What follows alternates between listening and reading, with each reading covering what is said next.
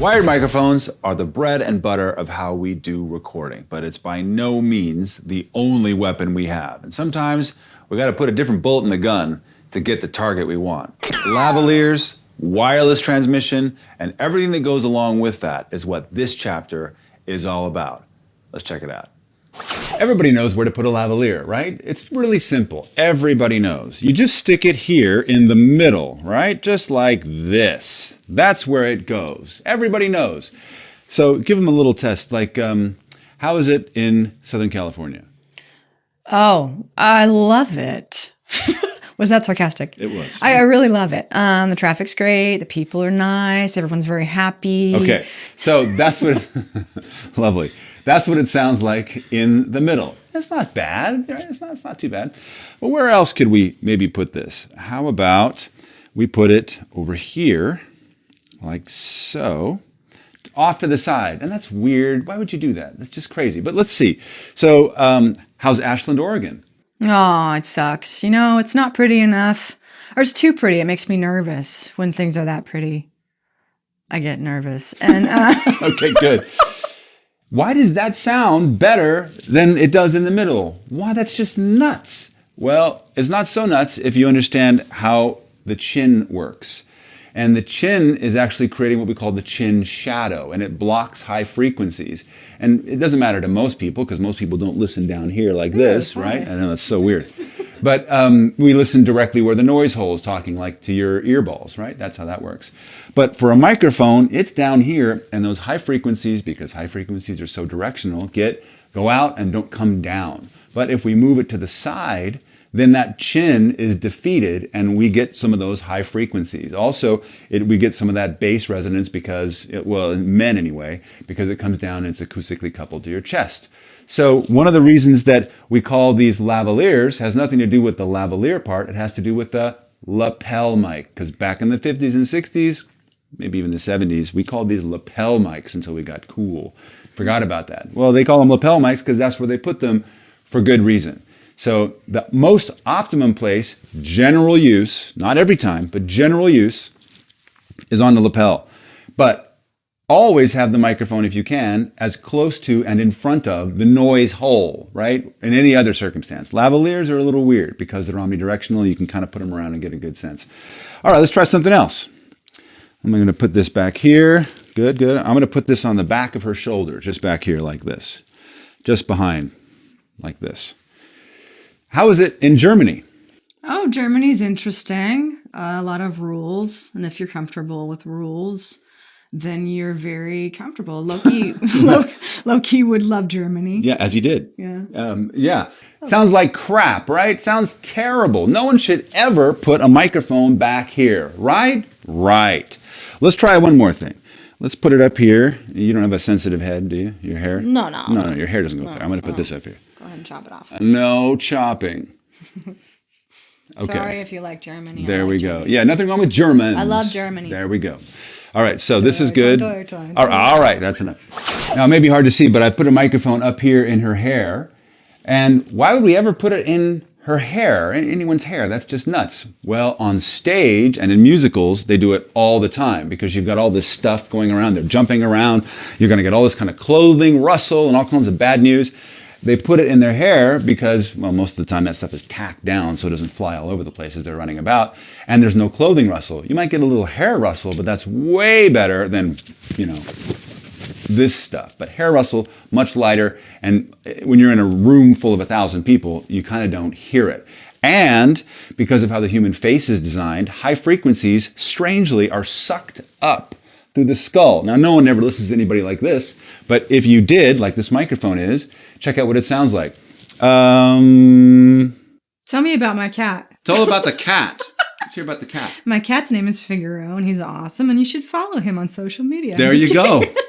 A nice pitch just for you. But you hear how that sounds. The sibilants are clean. It's got a nice pitch, and there's still body to her voice. And why would that be? Well, because that microphone is now acoustically coupled to her skull. And those low frequencies go bang right up in through the skull with no latency, not even going through the air. Just bang and hits first.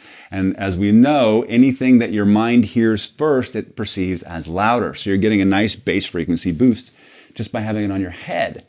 So dope, right?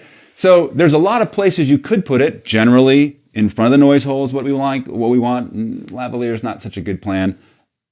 On the lavalier is really, really my preference. But if you're rustling around, moving around, put it in the hair if you can. And as we talk about, be careful of hairspray. You'll kill your microphone that way.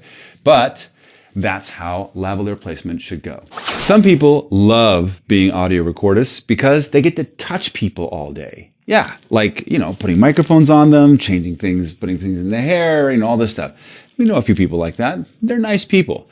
But when you have to put microphones on people, definitely be courteous. And what does that sound like? Well, it sounds like just asking them, hey, would you like to put this microphone on, or shall I? Because some people have been doing this for 50 years and they can put it on themselves probably better than you. But if not, then they're like, no, you go ahead.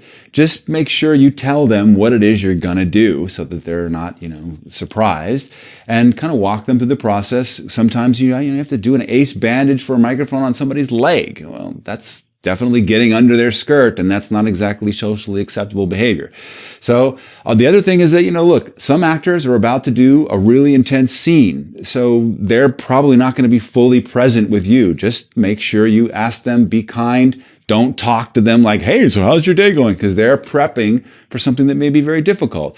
On top of the fact you're going to be putting your hands all over them. So be courteous, be kind to, they have a very difficult job, because what you're doing in terms of time in the production, they've probably been in the makeup chair way too long. The director's antsy, and they're nervous because they're feeling that energy, and you're the last thing keeping takes from happening. So they feel that. I know you're going to feel that. So just be courteous, calm, do your work as fast and professionally as you can, and everything gets taken care of very well. On your wedding day, where do we put microphones? How do we put them on the groom? Where do we put them on the bride? How do we put them on the officiant? Well, today we're going to take a little look at that. This is our officiant, Becky, our groom, Sven, and our bride, Melitza. So on the groom, we've talked about lavs where you put them on the lapel. Pretty easy. You just stick it over here. Now, he's not wearing a jacket right now, but go ahead and turn so you can see. We don't want to miss the chin shadow, so we put it on the lapel so it's on the side a little bit. Men don't care about wearing a lavalier on their lapel. Same with the officiant. Unless she's wearing some big flowery situation, in which case you could put it into her hair. But if it's a male or she's wearing a jacket, again, on the lapel, very easy. This is the person who's going to do most of the talking anyway, so you want to make sure this person has the really nice microphone. But when we come to the bride, right, she doesn't have to say a whole lot. Not a lot at all. Maybe just a few sentences, right? Sadly. But that's how it is. And same with him. But, we can put a microphone on him. How do we mic her? Well, yeah, you could take a lavalier and stick it on here on her dress, this big black thing like this and cables. And yeah, you're seeing a stereo shakehead, right? So no, we're not doing that. And some of you I know have painted microphones white, which you could, if you're gonna do that, and it matches it, and all that. But if you're gonna paint, it's really not the right thing to do. But if you have to paint, make sure that you cover up the diaphragm of the lavalier. Otherwise, that paint will get in the middle of the diaphragm, and it's just like using hairspray. You've killed the microphone. It's okay to paint the windscreen white, but also make sure you blow off the chunkiness of the liquidness of the paint stuff, because otherwise it'll, again, cake on it, and you've ruined your windscreen. Nothing's going to go through it. It's basically a hard plastic dome now. But don't paint your microphones. Here's some better ideas as to how to deal with it. You can put the microphone in her hair, just like we do on stage. But here's the problem with that. There's a couple problems. First of all, she's been working on her hair for 4 days. And you're going to walk in there and go, so listen, I'm going to put this in here like this in the middle of the final process of this huge, extravagant production. Chances of that working out really well are not high. And here's why that is. You might be able to con she and her mother into getting that microphone into there so that it's hidden, and no one will see it, right? Because it's hidden and it's great. And some of you are like, well, but you're going to be in the bride's room as a man. Yeah, that's another huge problem. Get a wing woman to go in and do this. But the thing is, you're going to put the microphone in and you're going to be like, okay, great. And then what happens? You leave and then they use hairspray all over it. And then you've killed your microphone and your microphone's dead. So, unless you educate, let's say this, if you educate the bride and the mother of the bride and the hairstylist and like, look, this is the best way to make this happen. We really want to get good audio. We want to make sure she's great. You can do that. Now, some of you are going to say, yeah, but it's in her hair and she's walking. I mean, it's going to rustle all over the place. Well, here's the thing. Brides typically don't walk down the aisle like this. They're not going like this. I mean, I've seen a couple run down the aisle. That's weird. You're going to replace all that. You're going to replace all that in Foley anyway. Really, believe me. But she's walking like this. Right?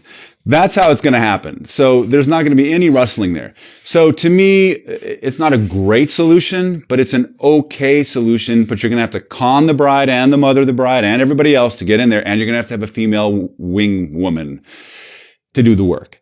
The best way to do it, don't mic her at all. I know that's crazy. Well, how are you going to get her sound? Well, it's not easy. Now, if you've got a really, really good microphone on the groom, then you might have a chance of it. So you'll notice right now we've got his mic on the right of him, which is probably a mistake. Why? Well, because when they have to talk to each other, when they talk to her, so look at her, where is his face going to be? Looking this way. If he ever has to talk to her, it's already coming towards his left. And if he has to talk to her, it's definitely going over his left.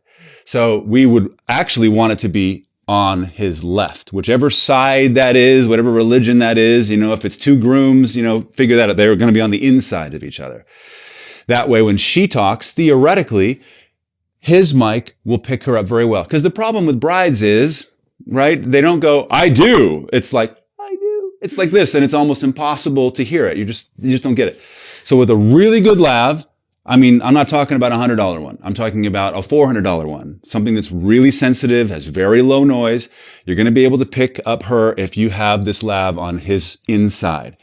If you don't, and you're using a $100 job, especially a $100 job that has built-in noise correction, like the SR series from Ceramonic, great for noise, fixing noise. But if she's here, it'll kill her off too. Here's the solution for that. This is the NV5 from Ceramonic. It's super, super sensitive cardioid condenser microphone attached to their UW Mic 9 transmitter. No wires. Hide it. I know it's red. You can really use any condenser. You don't have to use this red one. It just looks cool. And it sounds nice. And it's very, very sensitive.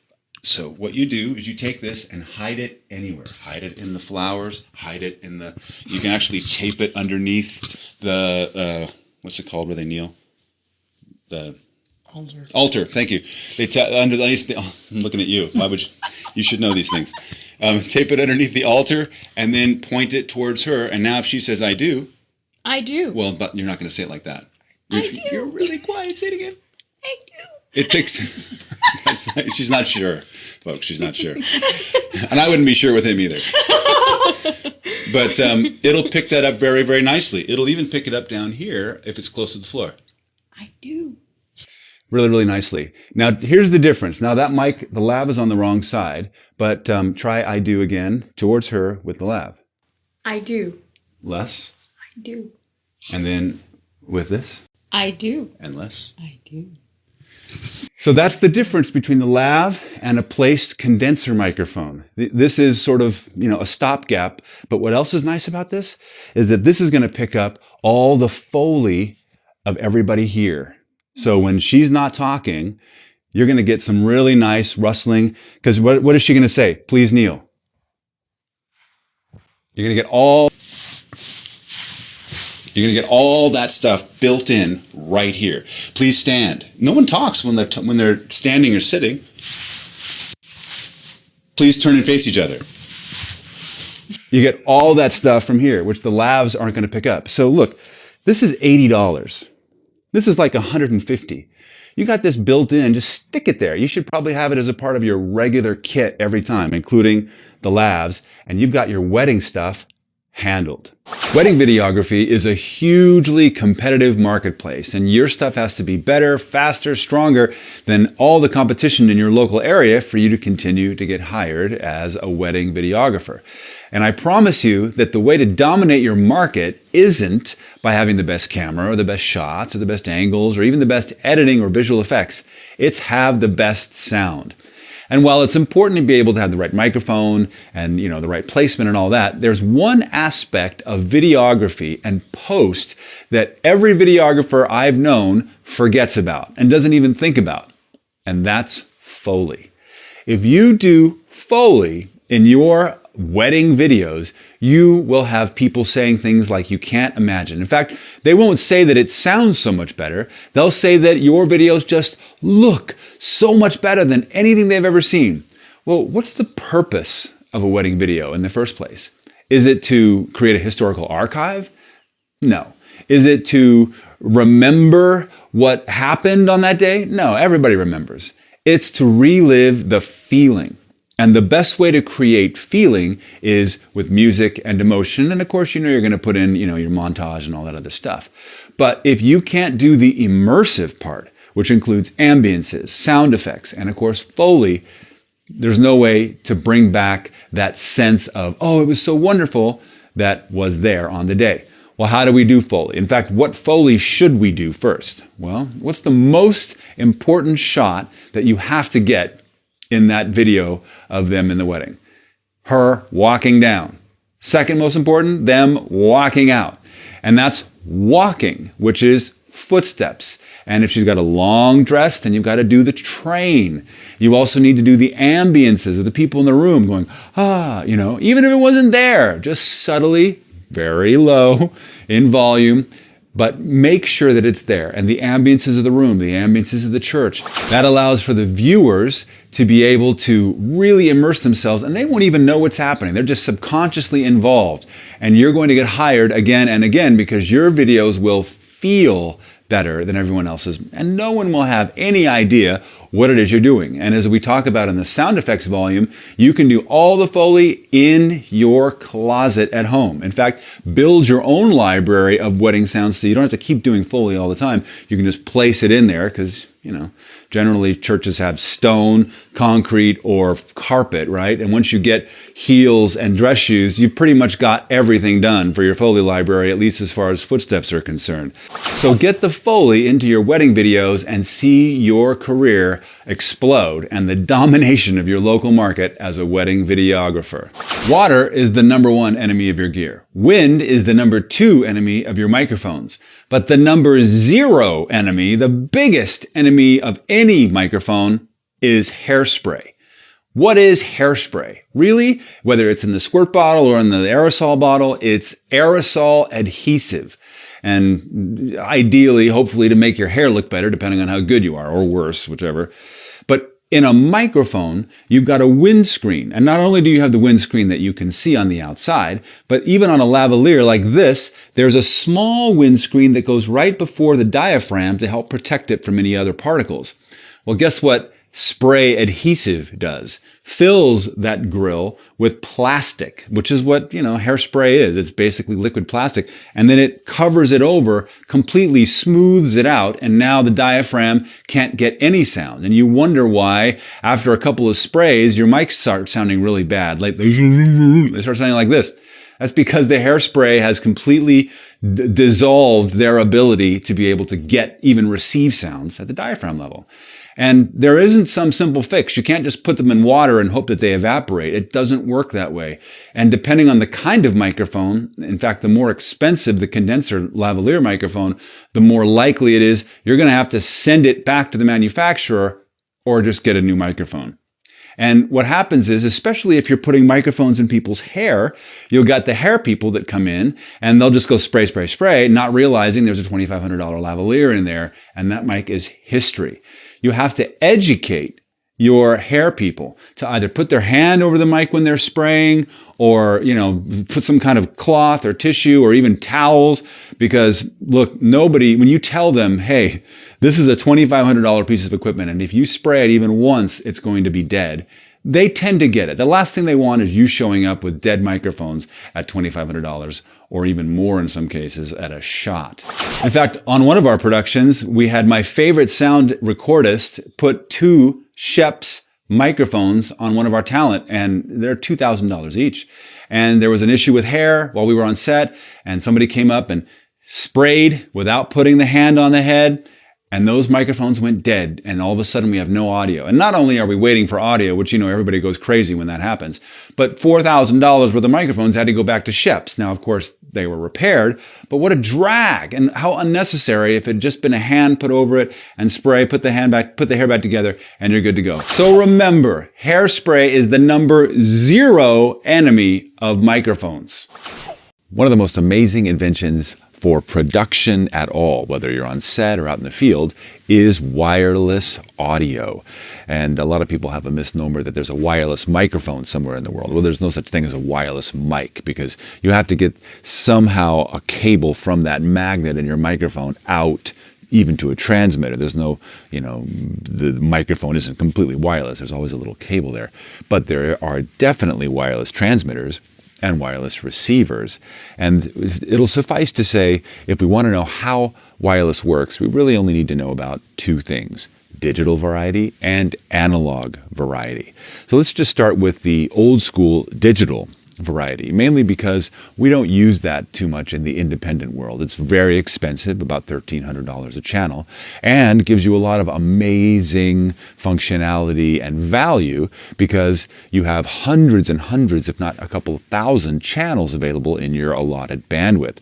And that may not seem like, well, so what? But if you're in New York City and you're next to a precinct, a police precinct, they're going to be jumping your channels if you're using an analog system, and you're going to want to have maximum flexibility to be able to find very, very quickly channels that allow you to be clear, especially in an urban environment like Los Angeles or New York or Atlanta.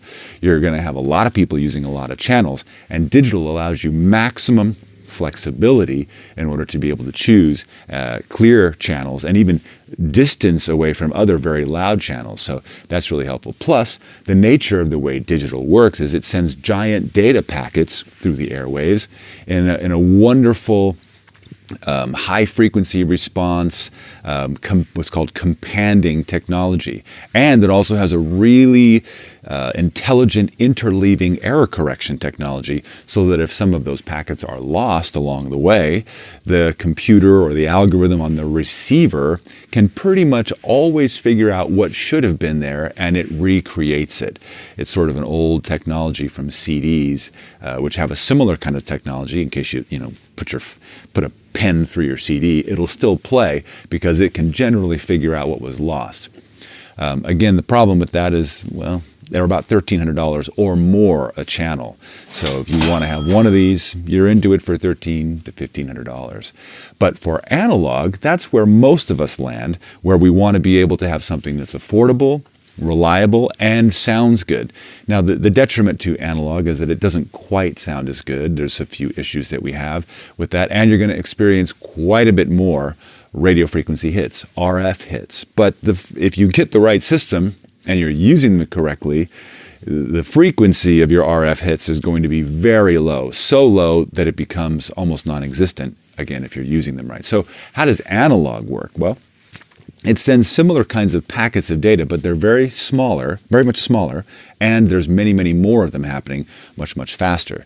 So if you lose one of these packets, there's another packet coming sooner, much sooner, and it's much, much smaller. The problem comes, though, that the algorithm on the receivers are not quite as robust and as the ones in the digital realm, and you're going to have a situation where the RF hits inevitably happen. And unlike digital systems, which always have what we call diversity, analog systems may not have diversity, especially the very much cheaper ones. So what is diversity? Well, that's a good question. I'm glad you asked. Diversity means that the transmitter is sending the same audio information out on 2 sub-channels of the channel that your receiver and transmitter are tuned to. Call them an A sub-channel and a B sub-channel. The receiver really doesn't care which one it gets, as long as it gets a very strong version of one or the other of them. It's not going to listen to both at the same time. Well, what is diversity? Why do we care? Well, we don't really care. Unless you're outside exterior, next to a giant, thick brick wall.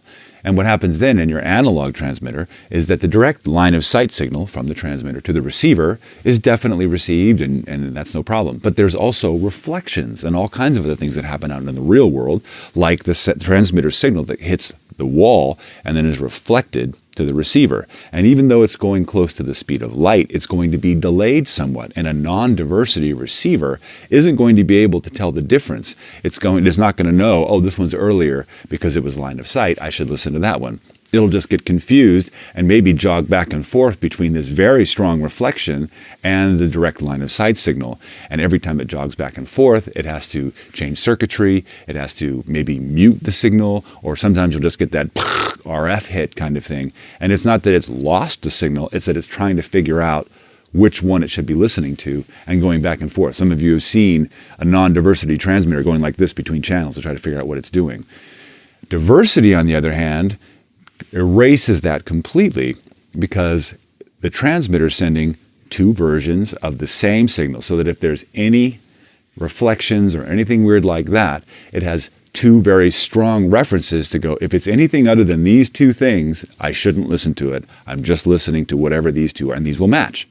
And that's the beauty of diversity. It erases 80 to 90% of any of those kind of weird reflection or ghost images things, and it has analog systems almost as RF proof as digital systems. So much so that they really might as well be the same for most uses, outside, inside, or whatever. That's analog. And most of the systems, again, that we use are in that analog realm. And you can get an analog system that is really, really good, non-diversity, for about $100 a channel. Saramonic makes one of these in their SR series. But, you're going to get what you pay for. The next level up would be your 5 and used to be 600 megahertz transmission level analog. Your Sennheiser G3s or G2s, the Saramonic UW Mic 9s, these kinds of things. And those have been working for us for years. They sound great. The UW Mic 9s give you a 50 milliwatt output, which means you can go 150 yards away from the receiver and still get clear transmission. And it sounds great, and their diversity, and it's really wonderful. And then, of course, you have the digital, very expensive digital ones from Zaxcom and Sony and those kinds of things. But there's a new version of digital that's come out that both has diversity, but is also in the gigahertz range. 2.4 gigahertz, 5.8 gigahertz. Now, we know about several 2.4 gigahertz systems from Samsung, from Rode, and several other things. And what's great about that is, although you don't have the range, you might get 50 meters out there, it's the same thing as your Wi-Fi system that you've got at your home. It works, it's exactly the same technology, and it's digital, although it's not the same kind of digital that we're thinking about in the megahertz range, and it's certainly far, far cheaper. This gigahertz range sort of Wi-Fi wireless transmission is really great because it penetrates walls with no trouble and gives a really great sound and all the benefits of digital, but all of the value and the inexpensive price tag of analog, which is great. What you have to sacrifice, unfortunately, is channels. You get very, very few channels at the 2.4 gigahertz zone, maybe 8, maybe 10 for your whole system, which means you can only run up to 8 or 10 systems. And if you have, at a time, at a location, and if you have any of those channels that might be being used by something else, including consumer electronics, which use those all the time, you've just lost they lost the ability to have another system going.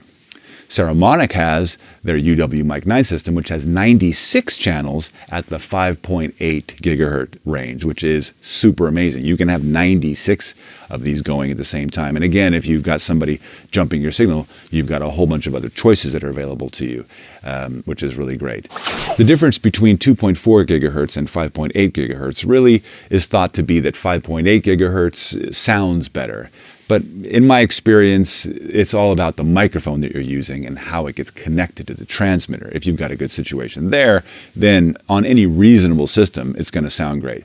But what really matters is penetration. 2.4 gigahertz has better penetration through walls and things like this because in physics, for those of you who are in physics, it's a bigger waveform because it's a lower frequency. Whereas 5.8 gigahertz has less penetration but more bandwidth, which is again why it can send higher frequencies. It can do much better sound. In fact, Saramonic has an HD version of their 5.8 gigahertz transmission system, which is probably one of the best sounding things in the world. So what you get to juggle is in the low 200 megahertz zone, where it's very, very inexpensive, maybe $100 a channel, but you have limited range and the sound is not going to be on a professional level necessarily. You can go to the other side of the spectrum and get full digital at $1,300 or more a channel and get complete flexibility, but it's really, really expensive, even though it sounds amazing. You can get analog, which is in the hundreds of dollars a channel, in the hundreds of megahertz, which is a kind of a nice blend of low budget analog with really professional level analog. Or you can get that nice blend of both digital and analog in the gigahertz range, 2.4 gigahertz being a reasonable standard, and now 5.8 gigahertz coming out, giving you really pristine sounding audio and other great features. My caveat for all of this is if you're going to go low budget or medium budget, do everything you can to have diversity transmitters and receivers. And one of the ways you can tell if something has diversity is that the receiver will have no less than 2 physical antennas. Now, RF hits, those are 2 letters we never want to put together, R and F, radio frequency hits. They're really difficult to deal with and nobody likes them. And even though we show you how to deal with them and maybe even fix them in the fixed volume, we don't want anything to do with RF hits and get the best transmission and reception that we can from our wireless equipment. But there are 3 other letters that we really want to avoid if we possibly can.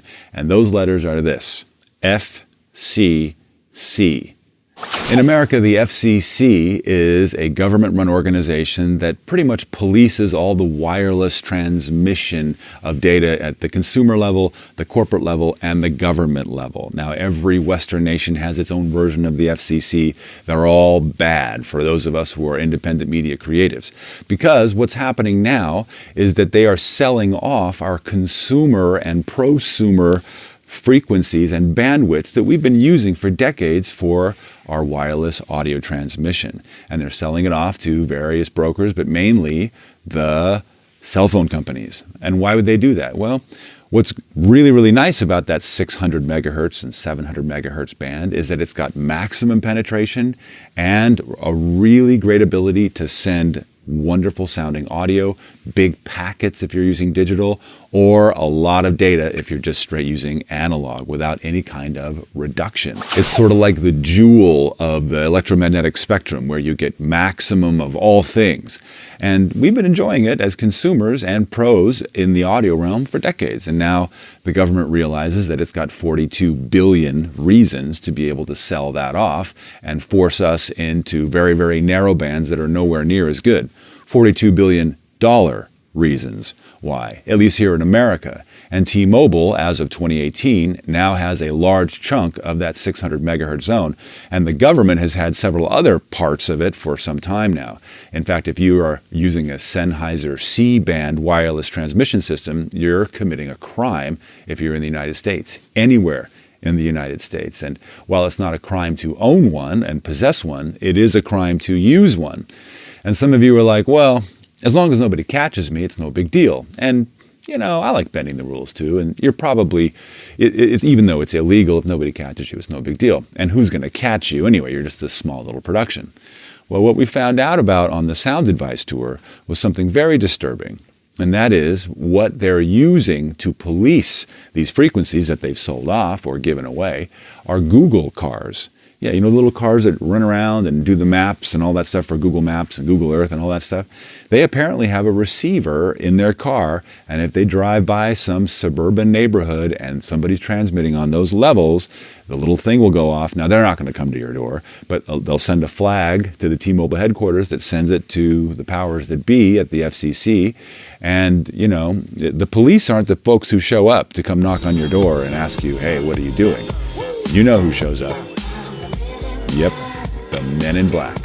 the accountants with guns, and they're not really happy that you had to interrupt them from their coffee and donuts to come ask you if you're using your Sennheiser C-band or anything else in that 600 megahertz zone.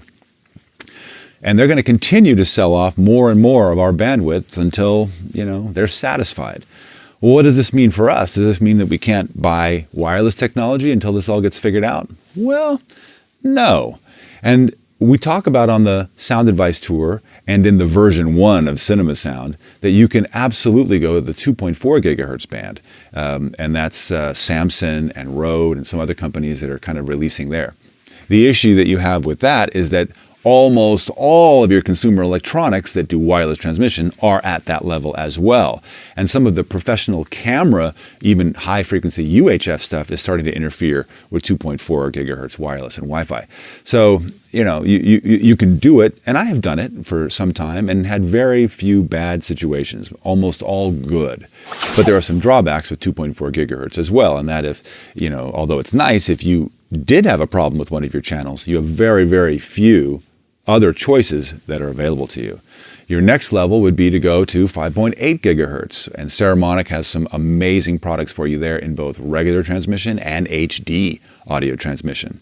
But you're probably, at least for the next 10 years, maybe 8 years, going to be okay in the 500 megahertz band and below. And the reason I say this is because the way waveforms work underneath 600 megahertz, it dramatically shifts the usefulness of those bandwidth areas for cell phone companies. From 500 megahertz and down, the penetration or the ability to carry big amounts of data drops off dramatically. That's why they like that 600, 700, 800 megahertz zone. It's that sweet jewel spot. 500 and below, not so much.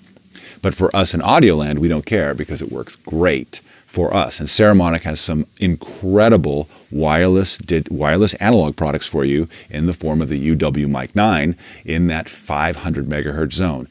Besides the fact that you can get into multiple channels. I'm not talking one channel, I'm talking multiple channels for under $1,000. And that's an incredible deal. And you get almost all of the features of far more expensive analog devices in the $900 and $1,000 range, but for very, very much less. So do we like the FCC? Do we like what's happening here? No, it feels like they're encroaching on our rights, quite frankly, especially for those of us that are in independent media creation. I mean, it's like, what are we going to do? Well, thank goodness there are companies that are now bringing out solutions for us, both in the gigahertz range and in the underneath the radar, if you will, from T-Mobile and those cell phone companies in bandwidths where it's very unlikely that they're going to encroach upon us. Regardless of which bandwidth you choose, whether it's 5.8, 2.4 gigahertz, 500 somewhere megahertz, or 200 somewhere megahertz, my suggestion is that you always choose the highest possible frequency that your transmitter-receiver combo will allow. So, for example, on the SR series on the Saramonic at the 200 megahertz level, they have 4 channels that you can use, an A, B, C, and D. Now, it just happens that the D channel is slightly higher frequency channel than the A channel. Now, why would I say use the highest channel in such a case? Well, because they come out of the box on channel A. And what are the chances that someone's actually going to change that channel when they start operating it? Well, a lot more than they're going to choose channel D before they start using it. So you've already wiped out anybody who hasn't changed the settings from when they pulled it out of the box. So you're going to not have any interference there from those folks. Secondly, the higher the channel, the better the transmission and the clearer the transmission, again, because of how waveforms work in air, especially at this electromagnetic level. My experience is if you choose the highest frequency, even if it's at the 500, and if you're still using that Sennheiser C-band, the 600 megahertz level, it's better. I do the same thing with my 2.4 gigahertz systems. If there's only 8 channels, I start with channel 8 and then work my way down from there. And the same with my 5.8 gigahertz systems. I go to the top and then come down from there. Most people are at the other end on the bottom trying to come up. So already I've got a much better chance of finding clear channels, and I get a little bit of an assistance with the higher bandwidth choice. Now I'll tell you our actual experience with the Saramonic Mic 9 systems using 50 milliwatt transmission, which 50 milliwatts is like screaming from your transmitter. we actually got greater range at that 500 megahertz system using channel 96 than we did using channel 1. And we tested, we probably got another 10, 15 yards of distance between the transmitter and the receiver because we chose that highest frequency. Now, I'm not a physicist. I don't know why it's that way, and it may only just be happening to me because I'm bald. But try it for yourself and see if you don't also notice better reception, better distance reception, and maybe even just a general cleaner sense of audio, especially at those 200 megahertz level transmitter receivers. Let's talk about lavalier placement, as in hiding a lavalier. We don't want to see a lav in the middle of a scene. We want to hide it. And the biggest issue we have with doing that is, other than perspiration, rustle. And I'm not talking about the guy with no arms and no legs underneath the leaves when the wind blows. I'm talking about when your lav rustles up or gets clothing mashed up against it and moves, you get rustle. Really, really hard to fix in post. We want to avoid that. And there's 4 ways generally to avoid that. We're going to look at each one of those, attach this microphone to me with those methods, and we're going to have a little shootout and see which one we like best.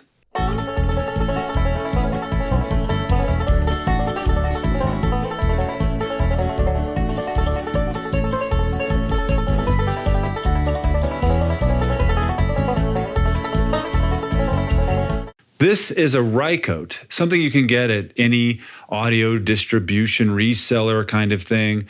B&H sells them certainly. And it's sort of a double-sided stick-em tape. You put it on one side, you attach the microphone right in the middle of that stick-em bit. If you don't, if it's on the edges, it's very difficult for the undercover piece of cloth, is what they call it, the undercover, to make it the nice tint feeling that it needs to have in order to do its job. And then once you place the microphone, you put the undercover on, and let's see how it does.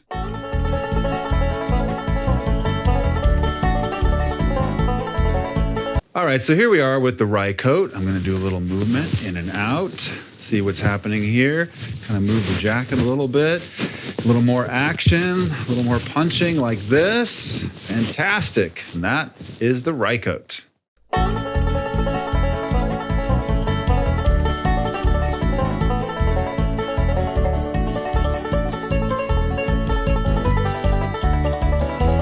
So this is the Invisilab. Move around a little bit like this. We're going to move the jacket a little bit here. We're going to do a little bit more action like this. And that's the Invisilab. So this is gaffer tape. Love gaffer tape. The world is held together with gaffer tape. And it's an easy way to attach microphones to clothing. You want to make sure there's give in the cable. That's why that second piece of tape is there. Because sometimes the actors get really excited and maybe the cable on its way to the transmitter gets yanked. And if that second piece of tape isn't there, then that mic's going to get all kinds of weird noises and bumping and cable noise, or at worst, it'll get pulled right off their chest. All right, here's the tape, and I'm just going to move my arms like this and go back and forth. I'm going to move up and down like this, tied side to side, do a little action. How'd we do? So this is moleskin, sort of a breathable material you can get at Walmart or whatever. It's got one side of it that's sticky, and a lot of times allows good frequency response to pass through that cloth while at the same time protecting clothing from impacting the microphone. Now you want to take off the actual microphone windscreen itself because it'll be too large. Let's see how this does. So this is moleskin. I'm just standing still. I'm just going to kind of move my arms back and forth like this. See how we do. Going to move this a little more like this. Going to move a little more actioning. Going to throw some punches. Let's see how we do here. And that's moleskin. So I've kind of played an evil trick on all of these anti-rustle devices. I've placed the mic right here, which is a place that typically has a whole lot of rustle because your chest or your pectorals or your breasts tend to push your clothing toward that and create a lot more rust, a lot more tension between microphone and clothing. Ideally, you want to put it somewhere more up here where your blouse or your shirt has a natural kind of arc and misses the microphone. Certainly a lot less pressure. But at least now you know what all 4 of these systems sound like in their worst possible scenario. Govern yourself accordingly. Some of you have transmitters that allow you to change your wattage, which is super dope, especially if it's digital. It's important. You'll have settings like 1 watt, 10 watts, 50 watts. Now, a 1 watt signal in the atmosphere, which hopefully none of you are transmitting in space, are really good for, 10, 15 feet. And obviously your batteries will last a ton longer at 1 watt. Now, if you have anything in the way or if there's any conflicting frequencies, you're going to get squished like a grape. So the next thing you want to try is the average one you want to be at is roughly 10 watts, somewhere in there. Some of you have 12, 15, but 10 watts, roughly give or take, is a really good wattage to be transmitting around 30, maybe out to 40 feet if you want. And that's nice for your receiver. Your receiver doesn't mind seeing 10 watts and you're okay. 50 watts, first of all, is going to burn the smidge out of your batteries very, very quickly. Your batteries are going to last for 2 hours maximum. But it's critical and mandatory if you're getting outside of 40, 50 feet, 100 feet, you're burning that thing at 50 watts. Now, if you have it set to 50 watts and you're within 40 feet, what you're actually in danger of doing is burning out your receiver. And the Sonys are in particularly, well, they all are. It's not just Sonys. It's just Sonys will give you 50 watts. So be careful when you are at 50 watts. Ensure your receiver is at least 40 feet away from your transmitter. So there's a lot going on in the world of wireless technology, and it may not be the best time in the world for you right now to buy a wireless system that's in the 100 megahertz bandwidth. And I think it's probably a good idea to mention that there are lavalier microphones that you can put here that are also wired. They're just not all wireless. You can just perfectly good to wire a lavalier microphone to something. Sounds maybe even a little bit better, even though cables are our enemy. Next section, I'm pretty sure you're going to love. More recording, more bits, and more $50 million value. We'll see you on set.